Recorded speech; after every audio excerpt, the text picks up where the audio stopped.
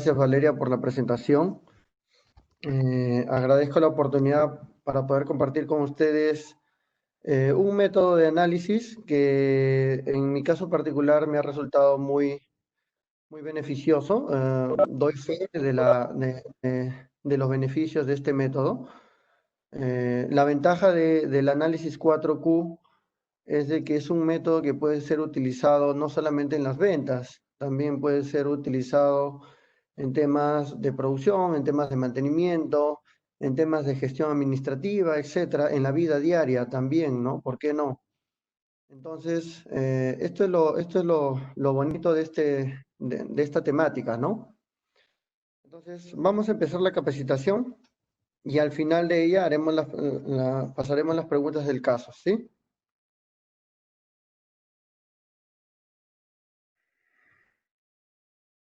Estuve pensando para esta presentación una introducción que tal vez por la coyuntura actual nos lleve un poco a reflexionar, ¿no? Entonces, entre la lluvia de ideas que se generó para poder presentar este tema, yo creo que es válido que todos nosotros hagamos una reflexión de lo que viene sucediendo actualmente con nuestro entorno. Tuvo que quedarse sin aficionados, que muchas personas tuvieron que cerrar negocios, que tenemos que ocultar nuestra sonrisa y tener que pensar dos veces para dar un abrazo. Ya vamos 102 días de cuarentena. Se dice que un 10% de la población económicamente activa va a volver a ser informal. Todos nuestros trabajos están corriendo riesgo. Van 8.500 personas fallecidas, de las declaradas oficialmente. ¿Cuántas más no son registradas y no alcanzaron una cama UCI? Es momento de poner un alto. Y me llamó a mí mucho la atención este mensaje. La vacuna contra el coronavirus eres tú, somos todos nosotros. Para ello, debemos hacer uso de nuestros EPPs de bioseguridad y practicar el distanciamiento social. Tal vez desde marzo a la fecha, todos estos 102 días los hemos visto desde nuestros hogares. Y aquellos que han tenido un familiar cercano que ha padecido por esta enfermedad, tal vez haya sensibilizado un poco más el riesgo de esta enfermedad. Tenemos que hacer un mea culpa de cómo nos estamos comportando y detener este virus. Es una reflexión que quería hacerles a todos ustedes porque hay algo muy importante detrás de todo esto. En 102 días, ustedes, nosotros, yo me incluyo, han incorporado un nuevo hábito en su vida. Yo creo que muchos de nosotros ahora en la actualidad, tal vez sí hemos incorporado nuevos hábitos. Algunos tenemos ya por hábito el de desinfectar nuestras zapatillas, nuestra ropa, al ingresar a nuestro hogar después de venir de la calle, ya sea por trabajo o por alguna compra. Otros estarán haciendo ejercicio en su propia casa, porque el estrés de mantenerse encerrado durante más de 3 meses, tal vez no lo pueden manejar. Y encontraron en la rutina del ejercicio esa fórmula de escape para liberar ese estrés. Otros ya mantienen una distancia social por inercia, ¿no? Ya se mantienen alejadas de las demás personas sin necesidad de que se les diga. Y mucho más antes ya tomamos por costumbre el de colocar el antebrazo cada vez que estornudamos. Se dice que un hábito tarda entre 21 y 90 días para formarse y convertirse en una costumbre. Dependerá del grado de dificultad o la complejidad de la actividad y el grado de repetición que ejecutemos sobre ella para que se convierta en una costumbre.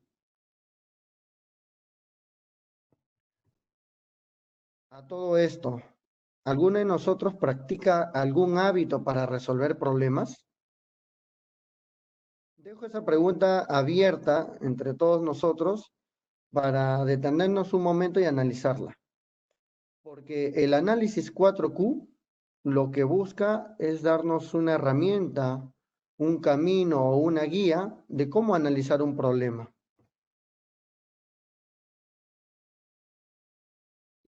En el fondo del asunto, el análisis 4Q tiene como base este título, las 7 herramientas de la calidad. No sé si alguno de ustedes habrá escuchado este tema. Sin embargo, para entenderlo, es merecido comentarles una pequeña historia. Las 7 herramientas de calidad es un método que se desarrolló después de la posguerra en Japón, aproximadamente entre los años 1945 en adelante.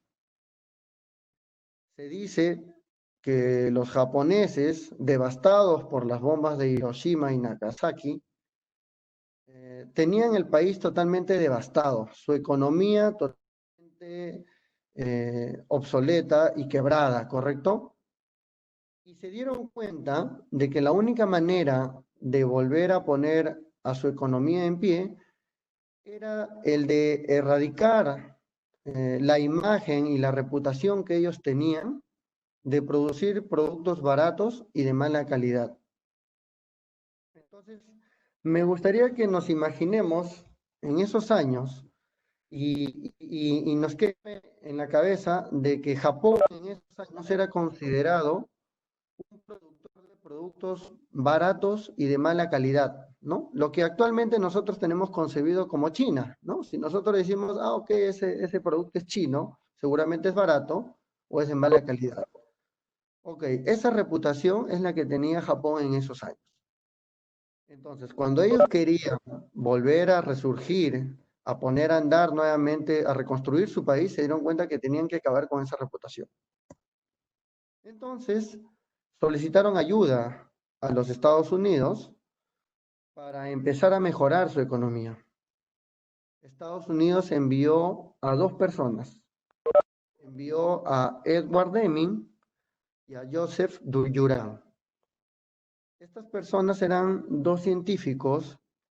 Por lo menos Edward Deming había trabajado para el ejército norteamericano en la Segunda Guerra Mundial en las líneas de producción de las bombas. Y Edward Deming, a través de sus estudios, control de procesos y estudios estadísticos, buscaba la forma de mejorar los procesos productivos. Entonces, este científico fue enviado a Japón para apoyarlos a reconstruir el país. Es así que Edward Deming presenta a la Unión de Científicos e Ingenieros de Japón sus estudios del ciclo de la mejora continua o el ciclo PHBA. Tal vez algunos de nosotros habremos escuchado de este ciclo. Este método presentado por Deming ocasionó un boom en Japón, considerando que toda la población tenían de por sí ellos una disciplina personal, una disciplina cultural. Esta metodología cayó como un anillo al dedo y lógicamente ocasionó una réplica a nivel de todo el país y en todas las industrias, ¿correcto? Se formaron círculos de calidad inmediatamente, círculos de calidad que lo único que buscaban era mejorar el proceso productivo de cada fábrica en la que se presentaba el círculo de calidad o en la que se ejecutaba. Esto motivó la inspiración de muchos otros científicos y de muchos otros estudiosos de Japón, de el doctor Kaoru Ishikawa.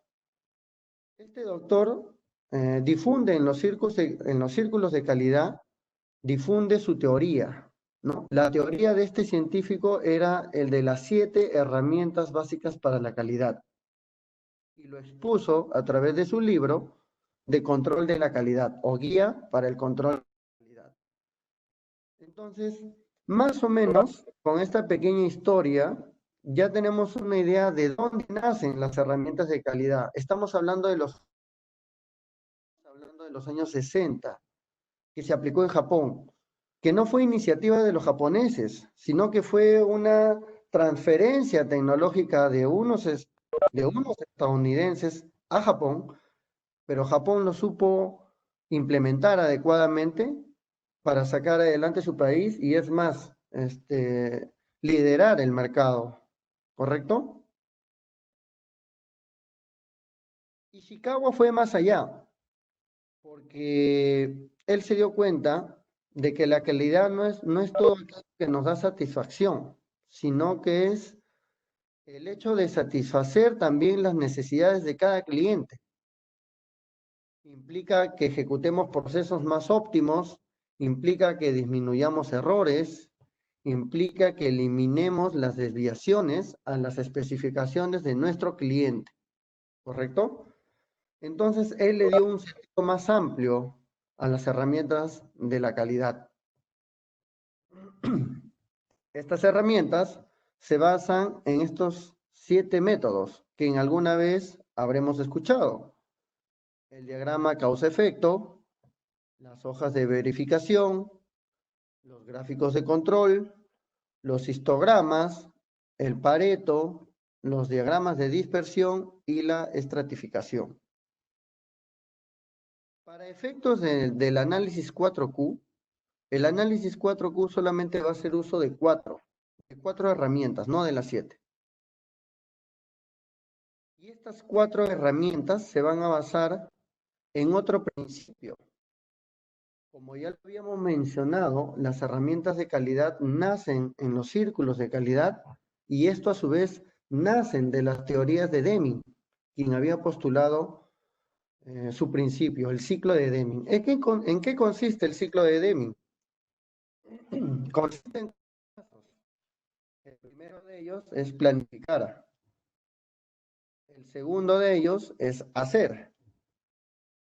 El tercero de ellos es verificar. Y finalmente, actuar. Cada uno de estos pasos requiere de ciertos requisitos mínimos para su adecuada ejecución. Planificar significa ponernos una meta, ponernos un objetivo cuantificable y alcanzable. Puede ser una meta de venta, un volumen de venta. Yo quiero alcanzar para este mes de junio 2 millones de soles en venta. Yo quiero alcanzar para este mes de junio 50.000 toneladas producidas. Yo quiero alcanzar para este mes de junio, si hablamos de temas de COVID, de que los infectados de COVID bajen a 200.000, ¿correcto? Una vez que tenemos el objetivo y lo hayamos planificado, tenemos que hacerlo, ejecutar el plan. Para ejecutar un plan, no muchas veces, o muchas veces, mejor dicho, necesitamos de cierta formación, necesitamos de un procedimiento para llegar a esa meta.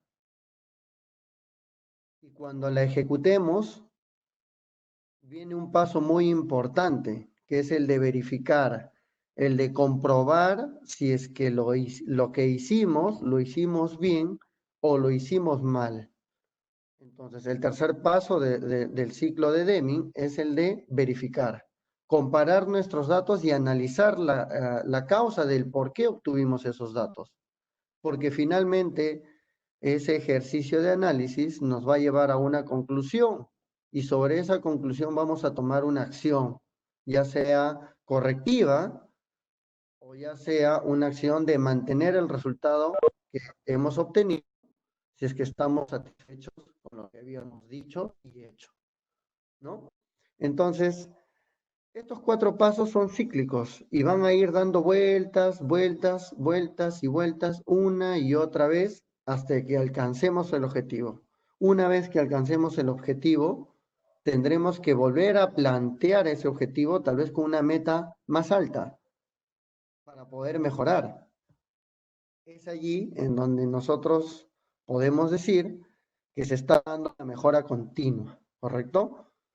Siendo ambiciosos. Si tal vez en este mes yo dije que voy a facturar 2 millones realizo mi plan, comparo, corrijo y ejecuto las nuevas acciones de mejora, alcancé mis 2 millones.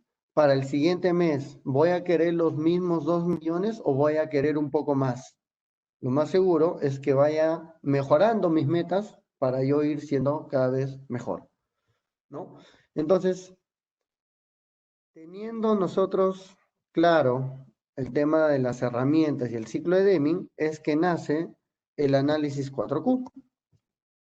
De igual manera, el análisis 4Q hace uso de un cuadrante y hace uso de las 4 herramientas mencionadas. Histogramas, que representan el resultado que hemos obtenido versus la meta que nos hemos propuesto. El diagrama Pareto, necesario para identificar ese 20% que genera el 80% de los problemas. El diagrama Ishikawa o espina de pescado, necesario para identificar la causa raíz de los problemas. Y finalmente, el plan de acción, en el cual nosotros detallaremos las medidas que vamos a tomar ante las desviaciones. De estos 4 pasos, las hojas de verificación, que son netamente un checklist, que es muy útil para algunos, es un checklist de cumplimiento de metas o de cumplimiento de acciones. ¿Cuál es el objetivo de este checklist? El de asegurar que las acciones que decidimos tomar para cumplir nuestras metas se hayan ejecutado correctamente. ¿Sí? Hasta allí es el método. Como lo habrán visto, el método es sumamente fácil, no hay mucha ciencia. Sin embargo, la aplicación del método y la repetición en este método es clave, porque nos va a dar a nosotros la capacidad de poder discernir si lo que hicimos está bien o está mal. Y lógicamente nos va a dar también la capacidad de responder en forma oportuna ante las desviaciones de nuestras metas. Hagamos un ejercicio, hagamos un ejemplo muy simple. Ella es Laura, inició la cuarentena en el mes de marzo, al igual que todos nosotros, y empezó con 75 kilos de peso. Ella se planteó como meta terminar la cuarentena en 72 kilos. Esa era su meta. Sin embargo, solamente se limitó a registrar su peso en una tabla como la que ustedes están viendo a la mano izquierda.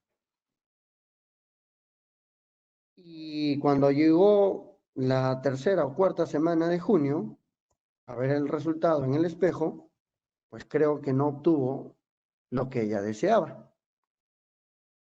¿Qué hubiese pasado si es que Laura hubiese hecho uso de los histogramas? Yo creo que lo hubiese visto de esta forma. Y viéndolo de esta forma, yo creo que se hubiese dado cuenta que en la semana 2 de abril estaba muy cerca del peso esperado. En la tercera semana de mayo había una gran desviación. Había que hacer algo.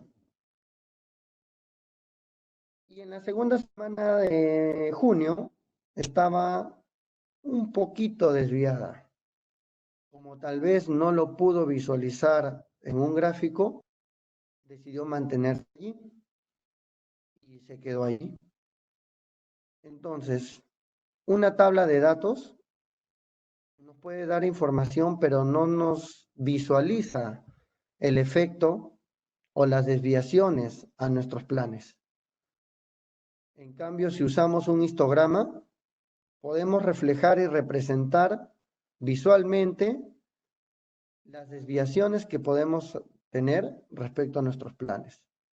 Lógicamente, esto a nosotros nos dará mayor esfuerzo, mayor ímpetu, mayor ganas de tomar acción para evitar una desviación. Vayamos a hacer un ejercicio. Para eso me voy a salir de la presentación. Para mostrarles cómo puede aplicar el método si hablamos de un negocio. Vamos a poner esto por acá. Por ejemplo, este es un registro de ventas, ¿sí? Para todos aquellos que tienen su negocio propio, esto puede ser, inclusive puede ser trabajado, si lo queremos llevar a nivel personal, les sugiero, por ejemplo, ponen sus gastos de todo el mes, no lo sé, movilidad, alimentación, alquileres, servicios, lo que fuera, lo que gasten mensualmente o diariamente y lo colocan acá. Y ustedes se ponen su meta de ahorro, ¿correcto? O su meta de gasto máximo en el día. Como tabla, como lo están visualizando en este momento en la pantalla, no les dice nada o no les dice mucho. Yo no sé si es que estoy gastando de más o de menos. Si vamos a este punto de registro, ¿estoy vendiendo más o estoy vendiendo menos? Si es que yo represento esto en un gráfico, en un histograma, me doy cuenta que sin querer estoy incrementando mis ventas todos los días y estoy identificando una tendencia al crecimiento. Entonces el histograma ya me dice algo más.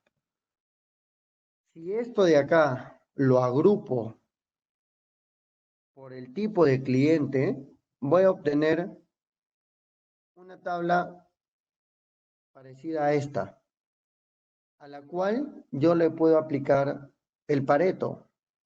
¿Y qué es un Pareto?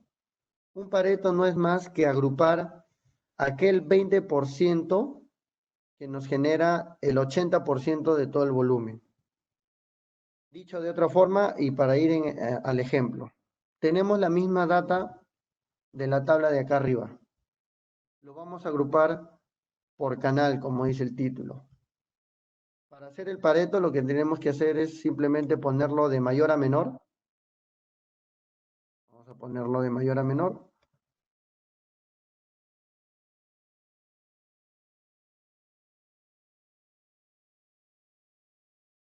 ¿Correcto? Sobre ello, vamos a sacar vamos a totalizar todo esto, vamos a hacer la suma total.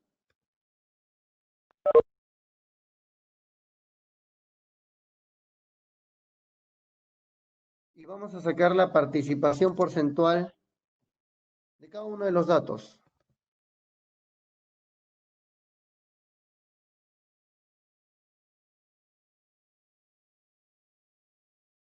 ¿Sí? Este es el porcentaje de participación de cada uno de esos datos. Y saquemos el acumulado de participación.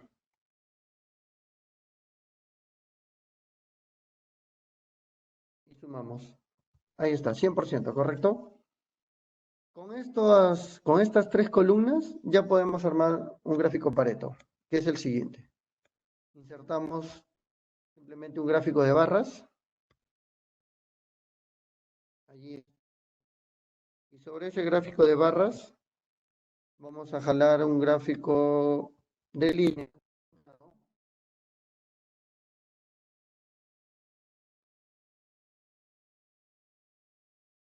Ahí está. ¿Correcto? ¿Qué es lo que nos dice este gráfico? Nosotros queremos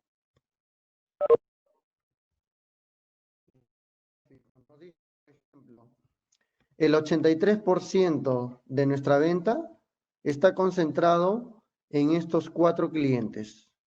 En Maestro, Julio Guzmán, Promar y Carlos Castañeda. Esos 4 clientes son los que mueven el 80% de tu venta. ¿Y por qué es importante eso? Porque si tú pierdes alguno de estos clientes, te van a afectar tu negocio. Si nos vamos al ejemplo del ahorro, si nosotros tuviéramos acá no clientes, sino motivos de ahorro, no sé, por ejemplo, movilidad, se me ocurre servicios de teléfono, de telefonía, alimentación, ¿no? Etcétera. Entonces, lo que me daría el Pareto, lo que me estaría dando el Pareto serían los principales rubros en los que se va el gasto de mi mes. Una vez que yo he visualizado esa información, yo ya puedo hacer algo, ¿correcto?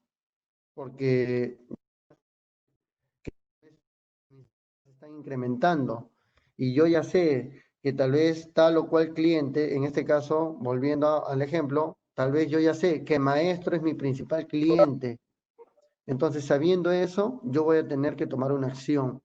Tengo que engreír a este cliente, tengo que cuidarlo a este cliente, tengo que darle prioridad, no lo puedo perder, ¿no? Entonces ya puedo establecer algunas estrategias que me van a permitir a mí garantizar la permanencia de esta venta. Si lo vemos desde el punto de vista de ahorro, si es que yo sé que mi gasto es movilidad, ok, entonces voy a tener que tomar acciones para dejar de gastar tanto en la movilidad. Tal vez me convendrá comprarme una bicicleta para no gastar tanto en movilidad, ¿correcto? Entonces, de esta forma, la herramienta lo que nos permite es que haciendo un simple uso de algunos gráficos nos va a dar información para tomar una mejor decisión. Y sin querer queriendo, con el solo hecho de leer el gráfico, nosotros ya estamos pensando en alguna decisión. Ya estamos pensando o en comprar una bicicleta o en cuidar a cierto cliente. Y ese es el tercer paso que después vamos a dar.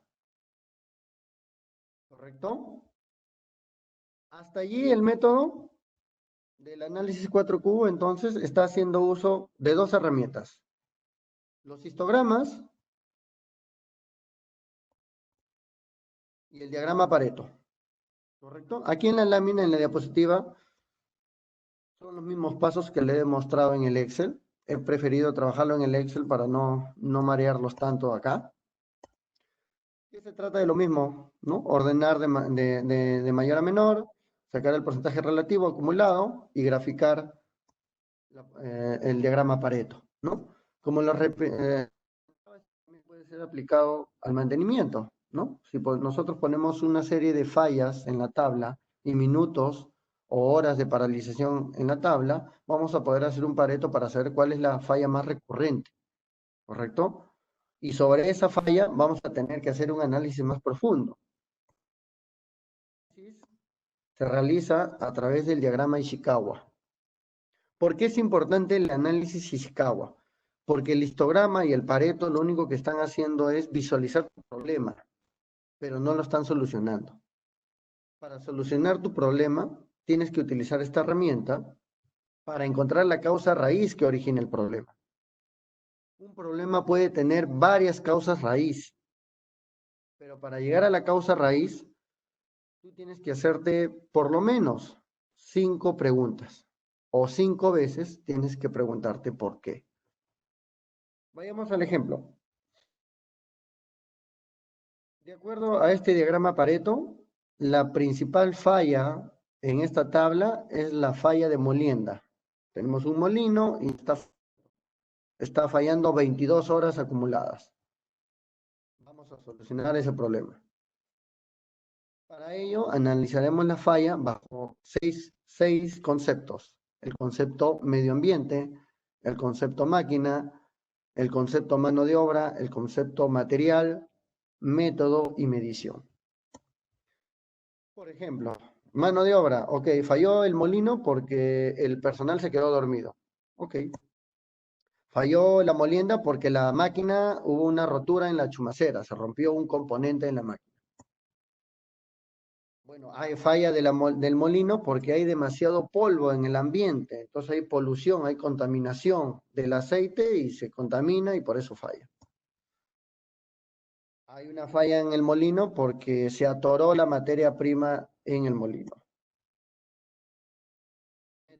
Tal vez el operador hubo una demasiada carga de trabajo en el molino, entonces el método de trabajo es el equivocado. El operador ejecutó bien su tarea, pero la carga de trabajo estipulada para ese molino está mal determinada, por eso es que se elevó la carga y se atoró. Simplemente no se está midiendo el amperaje del motor y bueno, pues no nos dimos cuenta que el amperaje estaba alto y hubo un error en la medición. Agarramos uno de ellos, rotura de chumacera. Aquí viene el primer por qué. ¿Por qué se rompió la chumacera? Posiblemente por un desgaste del rodamiento. El segundo, ¿por qué? ¿Por qué se desgastó el rodamiento? Posiblemente porque faltó lubricación. ¿Y por qué se desgastó? ¿Por qué no hubo lubricación? Porque no se solicitó el lubricante. ¿Y por qué no se solicitó el lubricante? Creo que porque no se hizo inspección. Entonces, este último punto o esta última respuesta al quinto por qué, en realidad vendría a ser la causa raíz del problema. Esa causa de no se hizo inspección puede ser un factor humano, puede ser un factor de mano de obra, puede ser un factor de método, puede ser un factor de medición, puede migrar la causa raíz a cualquiera otra de las ramas de las que están presentes en el Ishikawa. Eso no importa. Lo que importa es que nosotros hemos empezado por una de las ramas y hemos empezado a preguntar el por qué es que ocurrió este evento. Entonces, el método nos dice que al quinto por qué, recién ahí nosotros estamos aterrizando en una probable causa raíz. Entonces, el método nos indica que debemos hacer a cada una de las ramas o a cada una de las espinas de pescado. Con lo cual, en teoría, vamos a tener 6 causas raíces, ¿correcto? Ahora la pregunta es, ¿nosotros podemos solucionar 6 causas raíces? Y si nos ponemos en el contexto de una industria, de una manufactura o de una comercializadora, de un cliente, de una distribuidora, ¿podremos atacar 6 problemas a la vez? Yo creo que es un poco complicado. Y a veces las causas necesitan de cierto grado de inversión. A veces se necesita de cierto capital o dinero para solucionar los problemas, si es que la causa es un tema de infraestructura. Entonces, no podemos abarcar las 6 causas al mismo tiempo. Para eso, tenemos que priorizar qué causa raíz vamos a atacar primero. Entonces, tendremos que ponderar las causas raíces a través de una tabla, poniéndoles un peso y una probabilidad de ocurrencia. El objetivo de hacer esto es identificar aquella causa que impacta en mayor medida a que ocurra el problema y, lógicamente, la probabilidad de ocurrencia. La multiplicación de estos dos conceptos nos va a dar un grado de criticidad de la causa raíz. Y con ese grado de criticidad vamos a saber qué causas son más graves o más importantes en este momento.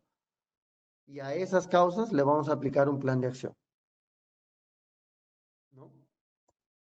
Redactamos un plan de acción en el que tendremos que poner la persona responsable que lo va a ejecutar, una fecha de término para hacerle seguimiento y lógicamente vamos a describir a detalle qué es lo que tenemos que hacer. Esa es la única manera por a poder asegurarnos de que ese problema no se vuelva a repetir. Por eso es que podemos hacer uso también de las hojas de verificación para validar de que la acción se haya ejecutado. Bueno, este método finalmente se basa en un principio, ¿no? ¿Qué es el principio de la mejora continua? ¿Qué es este principio? Bueno, básicamente ejecutar análisis 4Q nos pone en un punto de partida, como lo podemos ver en esta gráfica. Nos pone en una pendiente en un punto de partida. Y cuando empecemos a practicar estas 4 herramientas juntas, a la vez y para un mismo problema, vamos a encontrar una mejora que nos va a llevar a una nueva meta. Y cuando hagamos nuevamente análisis 4Q, vamos a llegar a esa meta y vamos a tener que ponernos la valla más alta. con lo cual vamos a mejorar un poco más. Pero, ¿qué va a evitar que nosotros retrocedamos en el tiempo? La estandarización.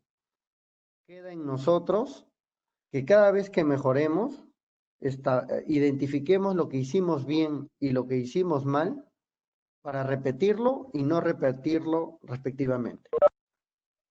Solo de esa forma nos vamos a asegurar de que el ciclo de mejora continua avance y nunca se detenga.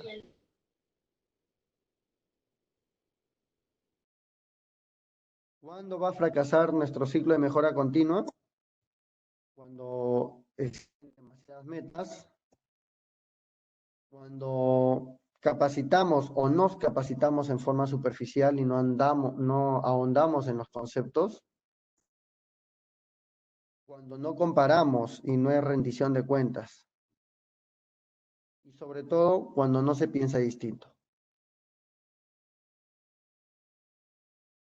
En síntesis, espero que esta pequeña charla haya servido en ustedes para darles a conocer y ejemplificar más o menos cómo este método ayuda a transmitir información, ¿sí?